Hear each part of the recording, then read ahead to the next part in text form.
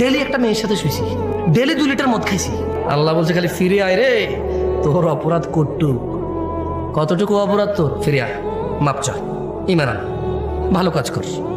তো বয়স তো 70 হয়ে গেছে, 35 হয়ে গেছে, 40 হয়ে গেছে, ডেলি একটা মেয়ের সাথে শুয়েছি, ডেলি 2 লিটার মদ খাইছি।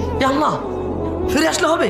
আল্লাহ বলছে আরে শোন, যদি তুই ফিরে আসস, ঈমান আনস, ভালো কাজ করস, এগুলো তোর গুনাহ পৃথিবী সমান, ফাউলাইকা ইউবাদদিল, আল্লাহ তোর গুনাহ এগুলাকে মাপ তো করবে।